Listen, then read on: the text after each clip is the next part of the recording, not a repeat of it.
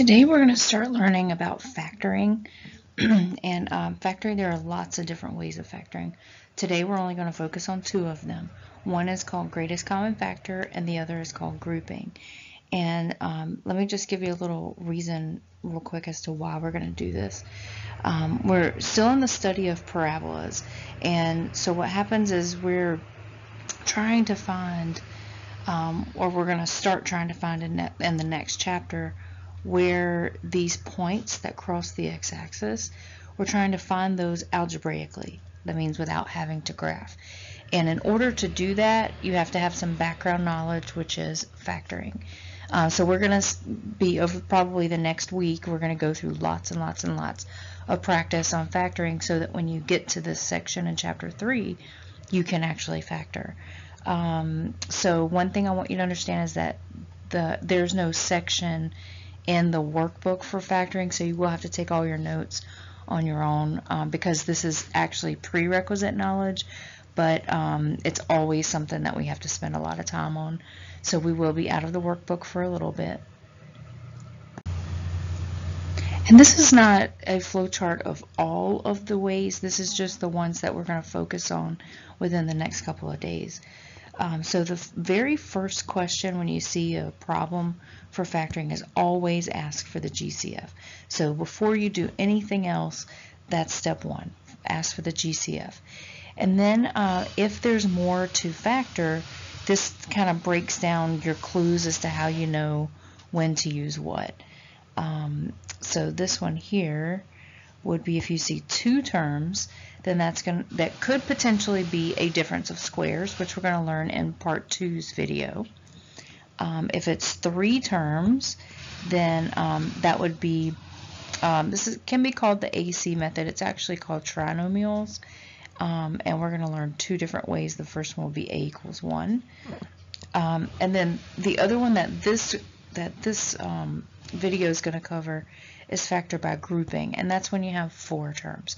So for this part 1 video, we're only going to cover this one, and then part 2, which would be tomorrow night, you're going to watch the other two, and that'll get you a good start into factoring.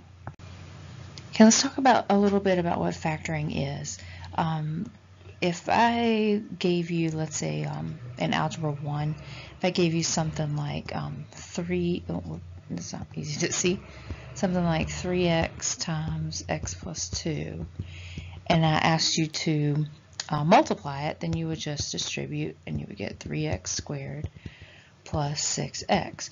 So what factoring does is it says, well, I want you to go backwards. I'm going to give you this, and I want you to give me that. So of course we know there's lots of different things to multiply, which means there has to be lots of different ways of factoring. So again, that first one that we're going to learn is called the GCF, and it's always the first step. So the way we do that, here's 3 examples for you. Oh, you know what? We'll label them J, E, F. And that's actually Jeff in the background if you're hearing the loud truck noises and beating and banging. I'm sitting outside and he's moving stuff around out in the yard. All right, so for J, what we're going to look for is we're going to take the numbers first. So we're thinking about 4 and 12, and we want to find the greatest common factor in 4 and 12. That's the largest number that goes into both of them. So in this case, I'm thinking 4. Now you might be thinking 2. If you think 2, that's good. That's a common factor, but it's not the greatest. 2 does go into 4, and 2 does go into 12, but 4 is the largest number that goes into 4 and 12. So 4 is going to be part of your GCF. Okay, now let's look at the t's. In this case, we have 2 t's for t squared, and then over here we have 1 t. So the way you want to think about this is, what's the largest number that they have in common? Well, this one has 1, and this one has 1, which means, I guess I should have drawn it like this. So they only have 1 t in common. So I'm going to call that 4t. So 4t actually is your greatest common factor. And then in order to finish the factoring, you have to divide it out of each term.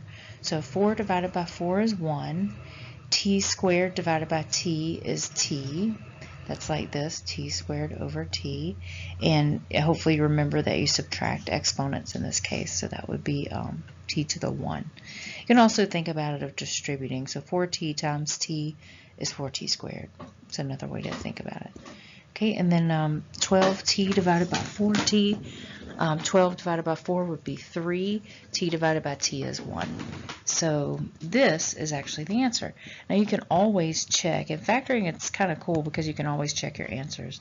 And I'm going to do that by just distributing my terms here. So I'd have 4t squared plus 12t, like that.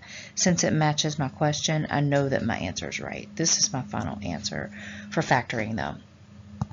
Alright, so I'm going to do the next ones pretty quick, but I will explain to you what I'm doing. The next question, I'm thinking of the largest number that goes into 10 and 15. That's going to be 5. The largest common between 3k's and 2k's is 2k's.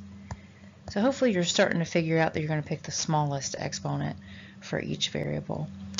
So when I divide this out, I'll be left with 2k minus 3. Again, I can check that by distributing. If I distribute here, I'll get 10k cubed and minus 15k k squared. No, I'm sorry, I don't know what's going on. And that would be my question that I started with. So again, though, this part is your final answer.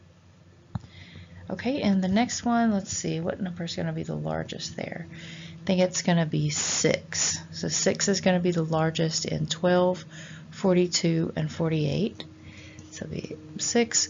I have 2 x's, 1 x, and 3 x's, so they all share 1 x in common. I have 1 y, 3 y's, and 1 y, so they all share 1 y in common. Okay, now when I take that out of each term, 12 divided by 6 is 2.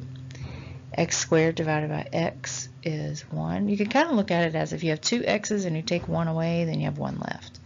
If I have 1 y and I take 1 y away, I have no y's. Okay, and then I would have 7, 42 divided by 6, and negative 42 divided by 6 is negative 7. X divided by x cancels. I have 3 y's and I take 1 out. That means I have 2 left. Okay, that's another way to look at that.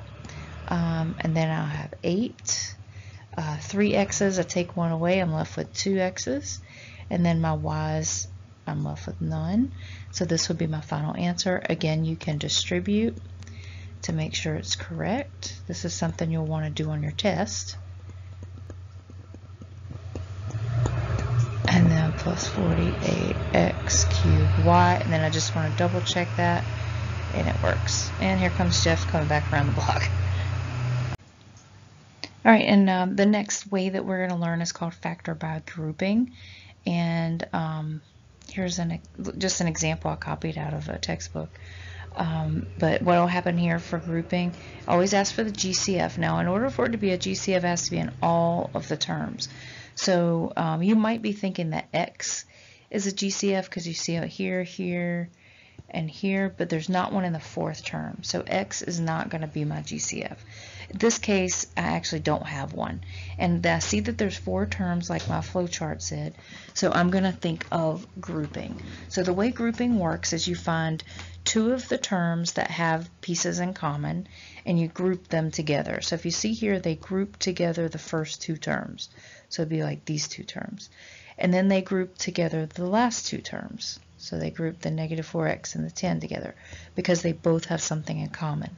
Now the goal for for factor by grouping is to get these 2 middle terms to be the same.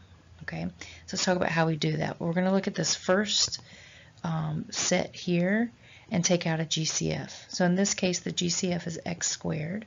When I take that out, I'm left with 2x from here and then minus 5. So that would be where my question would start. Now my goal for the next set is to be left with 2x minus 5. That's the only way grouping will work. So I look here and I say, well, I want that to be a minus 5. So if I have a negative 4 and a 10, and I want this to be left with minus 5, I have to factor out a negative with my GCF. So this will be a negative 2 is what I'm going to factor out. So that's where this negative 2 comes from. So then I'm left with 2x minus 5. So now what I'm going to do is take, find a highlighter, take these 2 2x minus 5s, and I factor those out as one piece. So basically they're a common factor that I'm pulling out into one set of parentheses, and then what's left over, x squared minus 2, becomes my second set. So the x squared minus 2 becomes this last one. Now if I were to distribute my answer this way, I would have the same thing that I started with. Okay, let's try some of these. I know I asked for GCF, and number 1, there is no GCF. So what I'm going to do is begin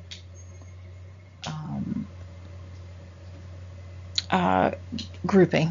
So I take the first 2 and the last 2 in this case, and I'm hoping that I'm going to get them the middle terms equal. So in the first 2, thinking what's the GCF? So I see this 3 and this 6, so 3 is a GCF. I see this x and this x, so x is a GCF. Y is not, though, because it's not in both terms. When I take that out of here, I'm left with y minus 2. And now in my next term, I have plus, and I already have a y minus 2. So I actually don't have to do any factoring in that case. So when I pull this together, I'm going to take my y minus, ooh, that's a bad color. I'm going to take these y minus 2s and bring those out as one term. And then what's left over is going to be 3x plus, and then there's actually a 1 here. Even though it's not shown, it's understood that there's a 1, just like always in algebra. And so now my question will look like this. And again, if I were to distribute, let's go ahead and do that for this first one only, just so you can see why it works. If I distribute here, I'll have 3xy plus y minus 6x minus 2. And if you look up at the top, my 3xy is there, my negative 6x is there, my y is there, and my negative 2 is there. So I know that that's the correct answer, but again, this is your answer. I strongly urge you, as being new factors, that you always, at least in the beginning until you get really confident with it, try to check your answers. Okay, so number 2, I'm going to work the same way. I'm going to group the first 2 and the last 2 together because I see that they have common terms. If they don't have common terms, I just have to rearrange them a little bit. All right, so in this case, I'm going to take out, man, I keep picking these bad colors. 4, okay, try that again. 4b, because I see the 12 and the 4 and the 2 b's that are in common. So I would be left with 12 divided by 4 is 3. A doesn't come out, so it stays, the b's come out. And now 4b is going to come out of this 4bc, so that leaves me with c. So again, remember, my goal in the second set, I'll do that in a different color, over here in the second set is to make sure I'm left with 3a minus c. Now I already know that my c is going to come out of here, so I need this sign to be negative. So when I factor out here, I already put this negative sign because I was thinking ahead, but I already know I'm going to take out negative of whatever my GCF is. So I have 15 and 5, so that's going to be 5 as my GCF. So now when I'm sorry, it's 5c, because there's 2 c's. Okay, so when I take 5c out of 15c, negative 15 divided by negative 5 is positive 3. The a's, a still has to be there and c comes out. Now I have 5 divided by negative 5, which is negative 1. To have 2 c's and I'm taking 1 out, so I'm left with c. So I made this work the way I wanted to, which was for these two terms to be the same. Now that can come out as 3a minus c and 4b minus 5c is my second term. So this whole thing together is my final answer. You can take the time to pause the video and check it if you want to. Now for these next two, because this is new for you, I would suggest that you pause and then work as you need to. Like try it first and then check and see how you did. Alright, so I'm just going to do these quickly. And then that way you can come back and watch it if you need to. Oops. 5y squared, not too quickly, I'm going to make a mistake.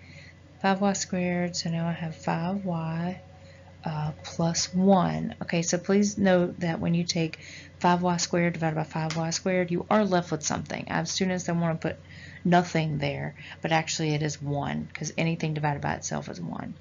Now I'm going to take out a 6. So I'm left with 5y plus 1 again. So this 5y plus 1 comes out, and then I have 5y squared plus 6 is my second term. Okay, and the last one, I'm going to take out a 4x squared. So I'm left with 3x plus 1. The next term, I know I want this to be positive, so I'm going to take out negative 10. That leaves me with a positive positive 3x and plus 1. So again, I made it work the way I wanted it to. And this is 4x minus 10. Okay. Now, when we learn a little bit more and you start to see factor completely, I am looking at this going, okay, there's another term that we can take out of there. So I'm going to go ahead and show you now, even though this would be after you get really good is when you start doing this. But you do want to take out, there's a common factor of 2 here. So this would be, I would rewrite 4x minus 10 as 2 times 2x minus 5. Then I'll put this all together with my GCF in the front. All together would be my final answer with the 3x plus 1. Okay, so that's called factoring completely. All right, and what I want you to do with these 8, just so you kind of get an idea for tomorrow when you come in, I want you to try these and then go over to the next page when you're ready, because it has all the final answers there. I don't have that. I worked it out. So if you have any questions, bring them to me tomorrow. I do want to help you real quick though with this number 2 for the setup. If you look, these do not have much in common. 3a squared and 2b don't have anything in common. So you're going to want to rewrite this question to where it does. So I'm thinking to take these two and put them together, and then take these two and put those together like that. And try solving this question with that. And sometimes you have to do that. You have to rearrange it if there's no term that's common. Okay, good luck and bring me questions tomorrow.